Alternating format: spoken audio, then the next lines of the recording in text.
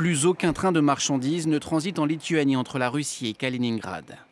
Loin d'être anecdotique, cette mesure a suscité la colère de Moscou. Car cette ligne ferroviaire est la plus directe pour approvisionner ce territoire russe situé entre la Lituanie et la Pologne.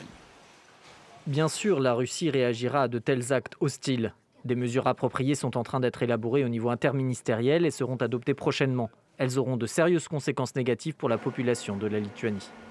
Moscou évoque un blocus. De son côté, le gouvernement lituanien assure qu'il ne s'agit là que de l'application des sanctions européennes suite à l'invasion russe en Ukraine. Il n'y a aucun blocus de Kaliningrad. C'est simplement que depuis le week-end dernier, des mesures sont entrées en vigueur sur certains des biens inclus dans le paquet de sanctions.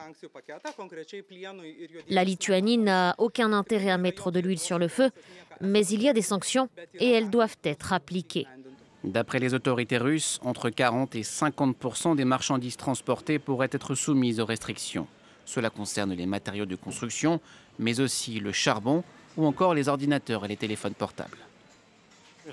Les travaux de construction vont devoir s'arrêter. Je pense notamment à la rénovation des routes. Tout ne fera qu'empirer. Je pense que beaucoup de gens vont perdre leur emploi. Il n'y a pas d'autre option. Le gouverneur de Kaliningrad a annoncé que les marchandises soumises aux restrictions seraient acheminées par voie maritime d'ici la semaine prochaine.